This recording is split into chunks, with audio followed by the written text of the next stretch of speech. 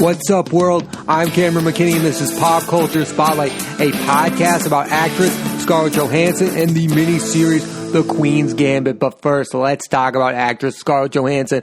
And I'm a big fan of Scarlett Johansson. She's one of the biggest movie stars in the world. She's been in Marvel movies. She's now been nominated for 2 Oscars. But something I find interesting about her career is how overlooked the beginning of it is. I mean, just recently, she's had enormous successes, but some of her early films seem to be ignored nowadays. I mean, at just 13 years old, she starred in The Horse Whisperer alongside Robert Redford. I mean, this was a film directed by Robert Redford. I feel like most people forget about the fact that Scarlett Johansson has been around forever. At 13, she was acting, and now she's 35 and at the top of her game. And then there are some films in the early 2000s that I think her performances in are quite overlooked. Take Lost in Translation, for example, a great film directed by Sofia Coppola. We all give Bill Murray an enormous amount of credit for that film. He's the one that gets the Oscar nomination. That film is not very good without Scarlett Johansson in it. Then you have one of my favorite films of all time called In Good Company. It stars Dennis Quaid and Topher Grace, and I think Scarlett Johansson is one of the best things in this film. Her scenes with Dennis Quaid are awesome. They have a great father-daughter dynamic, and her relationship with Topher Grace in that film is also excellent. She is so good in that film, and she's still only 18 years old when that movie comes out. That's the type of film where the premise sounds stupid, like this guy who's taking over, he's really young and he's now the boss of the older guy. Like, that premise seems like a dumb movie, but that movie is really, really underrated, and Scarlett Johansson is one of the biggest reasons why. I also loved her performance in the film Match Point, and the Christopher Nolan film The Prestige, along with Christian Bale, Hugh Jackman, Rebecca Hall. She was really good in The Prestige, and again, that's at a point in her career where she's still in her early 20s. She's been in so many films at that point, directed by some of the best directors: Robert Redford, Paul Weitz, Woody Allen, and Christopher Nolan. Johansson has been in some bad movies, like We Bought a Zoo, but her track record is for the most part higher than most actresses of her era. Like, she is, for the most part, in really high caliber amounts of films. And then in the mid-2000s, she becomes like an action star, appearing in Black Widow and Iron Man 2, and then all the Avengers films, and movies like Lucy. I mean, she's had this second career where we almost ignore those earlier films. But I think it's those earlier films that I admire way more than her work as Black Widow. I really like her as the character of Black Widow. I'm super excited to see the movie Black Widow. I think she's really good in that character, but it's those early films that I enjoy way more. There's also one part of her career that's actually super underrated, and that's her voice. She's given some really good vocal performances in movies like Her, The Jungle Book, and Isle of Dogs. I think Scarlett Johansson has a really distinctive voice, and she is really on fire in Spike Jonze's Her. As good as Joaquin Phoenix is in that film, and he should have won an Oscar, I think Scarlett Johansson's vocal performance in that film is superb, and it carries the movie. It makes that phone that he's falling in love with feel like a real person. And again, she's Kaa in The Jungle Book. She's in Wes Anderson's Isle of Dogs. Scarlett Johansson's voice is a really underrated aspect of her acting career. Scarlett's also had supporting roles in some of the most underrated films of its era. I think about Don John, the Joseph Gordon-Levitt film.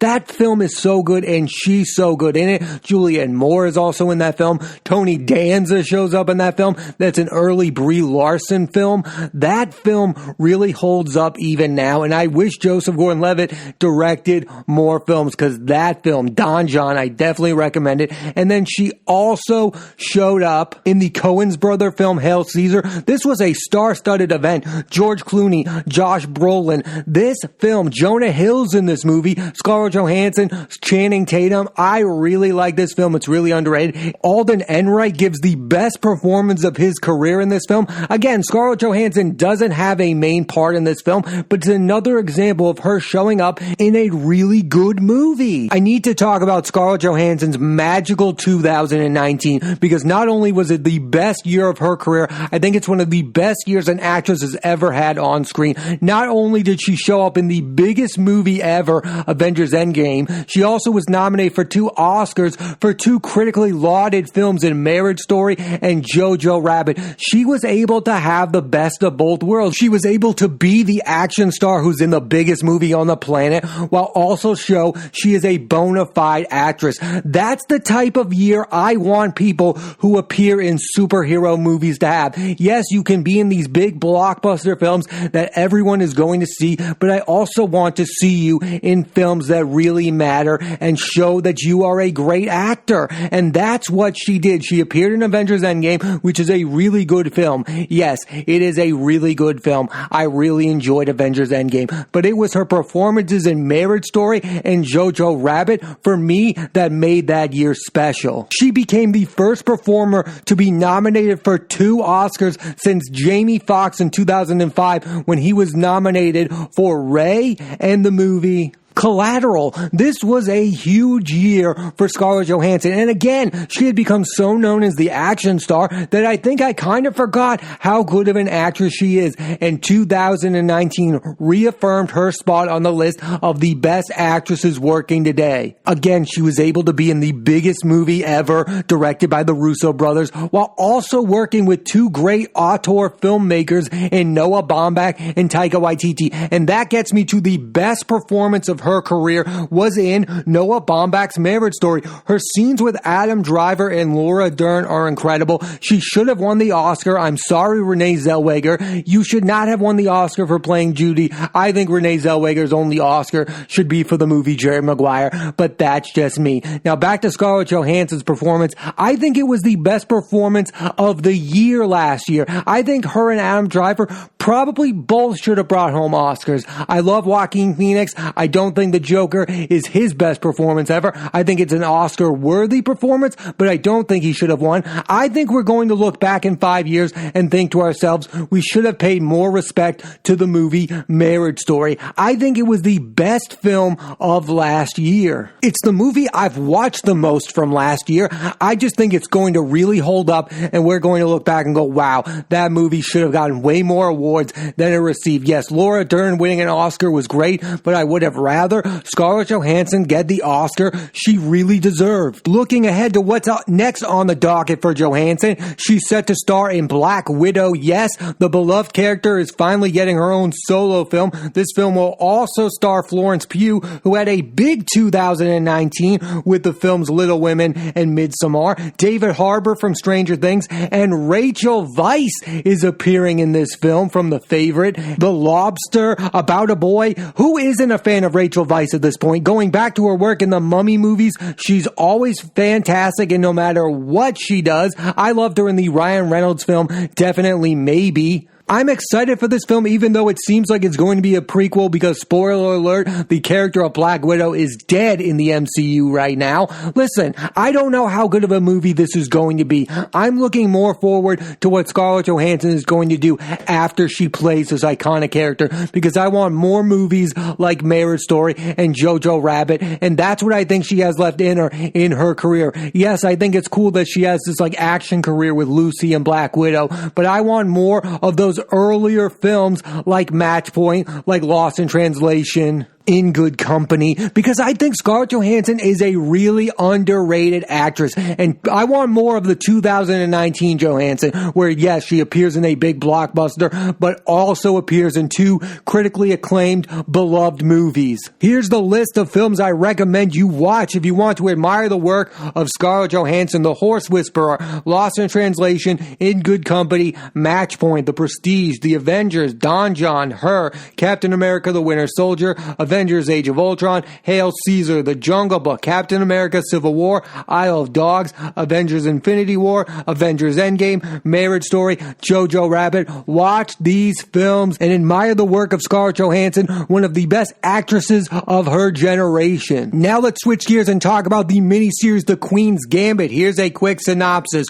Orphaned at a young age, Beth Harmon becomes a wunderkind chess player and competes to be the best player in the world while also dealing with her own personal demons, alcoholism, and drug addiction. This is absolutely one of the best television shows of the year and one of the best miniseries of all time, and that starts with the lead performance from Anya Taylor-Joy. She is a force on this show. Give her the Emmy right now. It's the best performance on television so far this year. She's also got big things happening movie-wise. She's taking over the role made famous by Charlize Theron, Furiosa, in the Mad Max Fury Road prequel, Furiosa, where she'll star alongside Chris Hemsworth and Yahya Abdul-Mateen. And she's also starring in Edgar Wright's latest film, Last Night in Soho, a horror film along with Matt Smith and Thomas Mackenzie. And she's set to appear in The Northman, an upcoming film reuniting her with director Robert Eggers. The two of them worked together on the film The Witch, and she's co-starring in that alongside Nicole Kidman, Willem Dafoe, and Ethan Hawke. Know the name Anya Taylor-Joy because she's not going anywhere. She's going to become one of the biggest movie stars on the planet. And think about her work this year.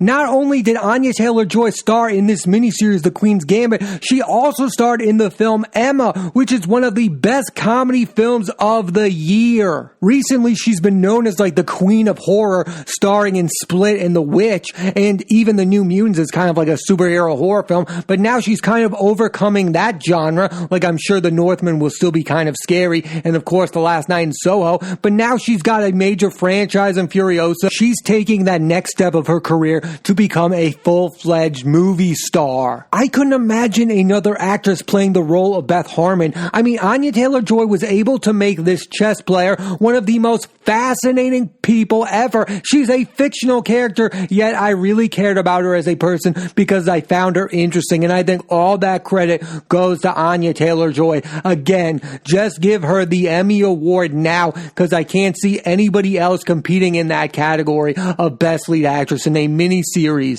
When talking about this show, you also have to talk about the amazing supporting performances. Let's start off with Marielle Heller. She's most known for directing films like A Beautiful Day in the Neighborhood and Can You Ever Forgive Me? You also have Bill Camp, who's been in everything recently. He appeared in The Joker. He appeared in The Night Of. This guy is one of the best supporting actors working today. He's one of those guys that's not well known, but he appears in everything. Moses Ingram, who plays Beth Harmon's best friend in this show, is terrific. You also have Harry Melling, who's best known as Dudley Dursley in the Harry Potter film franchise, but this year has been a breakout year for Harry Melling. He also appeared as a villainous, sinister character in the film The Devil All the Time. I thought he was terrific in that. He's terrific in The Queen's Gambit. He also appeared in The Lost City of Z. I mean, this guy is a legitimate actor. And then you have Thomas Brody Sangster, who's awesome in this show. I first saw him in the film Nowhere Boy,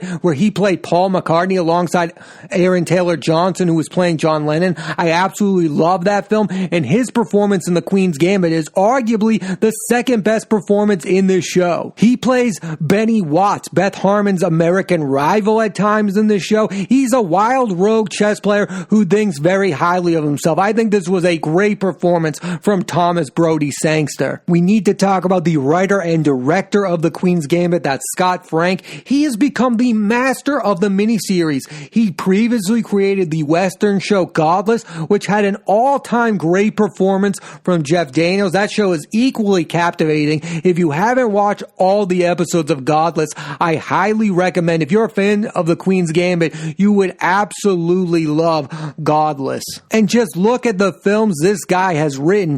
Get Shorty, a great John Travolta film along with Gene Hackman. You have Out of Sight, George Clooney, Jennifer Lopez. Minority Report, an all-time great Tom Cruise film. Minority Report is so underrated. Colin Farrell in Minority Report. That is the most underrated film directed by Steven Spielberg. Scott Frank is the one who wrote that movie. And he also wrote the film Logan, which has great last performances of these actors playing these iconic characters. It's the last time you'll see Patrick Stewart as Professor X? Probably. It's the last time you'll see Hugh Jackman as Wolverine. That's a really good film, and unlike any other comic book movie I've ever seen. Now let's talk about all the reasons why I love The Queen's Gambit. First off, the show sucks you in because you care about the character of Beth Harmon. You want her to become the best chess player in the world. The show also does the impossible. It makes a chess match captivating and entertaining. You feel the pressure of the moment watching Beth play. You care about the outcome. You want Beth to become the best chess player in the world. It's about the person. The show realizes it's about the character of Beth and not your actual interest or disinterest in the game of chess. It's about the characters. It's about how the Thomas Brody Sangster character is interesting. It's about how the Harry Mellon character is interesting. It's about this girl, Beth Harmon, entering a world she's never been in before and becoming one of the best chess players in the world at such a young age. It gets that it's about the characters and not the actual game of chess. Also, the look of this show is incredible. It makes you feel nostalgic for a time period you might not even have lived in. Like, I didn't live during this time period, but man, I felt nostalgic and I don't really know why. Another thing I absolutely loved about this show, and I think it's the best thing I can say about this show, is that every episode moved the story forward. There wasn't an episode that was just there for filler. Like, that's an issue I have with watching some of these miniseries that are 8 to 10 episodes. It feels like they just pile on an extra hour that's not necessary. Every single moment of The Queen's Gambit feels like a necessity to the show, and you're enjoying every moment of it. I think all of it moves the story forward. It's about the story and it's about the characters. Every single moment is important. There's not one dull moment in The Queen's Gambit. Every moment of this show is necessary. Even other great shows, I have issues with that, like Stranger Things. Stranger Things usually has 8 to 10 episodes, and there's usually 2 episodes where I'm like, wow, I really didn't even need to watch that one to help move the story forward. The Queen's Gambit, you absolutely need to watch every single second of it to understand this show. And again, not every miniseries is like that. A lot of them have these filler episodes of nonsense and they add characters that weren't even there before and you don't really know what's happening. No, The Queen's Gambit has a list of characters that continue to reappear in each episode, and every episode moves this series forward in an interesting and captivating way. Also, The Queen's Gambit gives you the most satisfying ending a miniseries could possibly give you. It gives you what you absolutely want, but you don't see it coming. Like, again, a lot of shows give you what you want and you can see it coming. This show, you don't quite know how it's going to end unless if you haven't read the book that it's based off of. I didn't know how this show was going to end, and I was so satisfied by the ending. Sometimes you watch these shows and the first 7 episodes are terrific, and then that final episode leaves you on a cliffhanger or a terrible ending that makes you feel sour about the experience of watching the show. No, the ending of The Queen's Gambit makes you want to rewatch The Queen's Gambit because of how satisfying that ending is, and you want to experience that moment over and over and over again. That's another great thing I can say about The Queen's Gambit. A terrific ending to a terrific series. The ending was worthy, if not better, than the entire show itself. And that, again, it's so rare in 2020 to have a great show with a great ending, but The Queen's Gambit does just that. The beginning is great, the middle of it is great, and the ending is great. All of the show is great. And if I were ranking TV shows, I would put this in my top 2 shows of the year along with The Great. I'm not sure which one of the shows I like better, but The Queen's Gambit is definitely in that discussion. Those were the 2 most satisfying watches for me of 2020. I loved every second of The Queen's Gambit, and I loved every second of The Great. And those 2 shows are an example of why you get movie stars to do television shows, because they actually make the shows more interesting. Again, I couldn't imagine The Queen's Gambit without Anya Taylor-Joy. She's a star in the making. It's so obvious. The Great has Elle Fanning and Nicholas Hoult. I'm sorry, people who will get mad when movie stars do TV. I'm not mad. I think it makes TV all the more better. Get as many movie stars as you want to do miniseries, because again, The Queen's Gambit is as good as not better of any movie that I've seen so so far in 2020. It's just that good,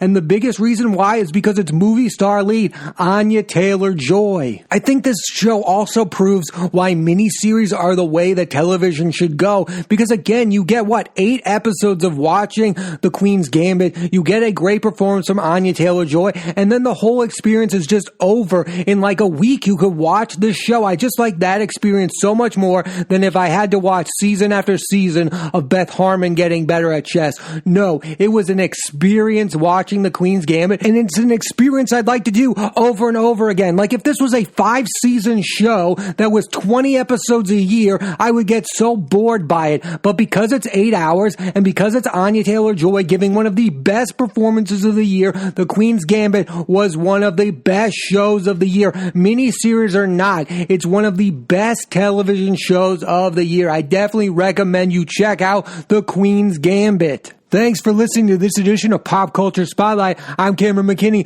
There'll be a new episode of the podcast every Thursday on Apple Podcasts and iTunes. And this week I put the spotlight on actress Scarlett Johansson and the miniseries The Queen's Gambit. Next week I'm putting the spotlight on the movies Possessor, starring Andrea Riseborough and Christopher Abbott, and First Cow, starring John Magaro and Orion Lee. So tune into that and please rate, review, and subscribe.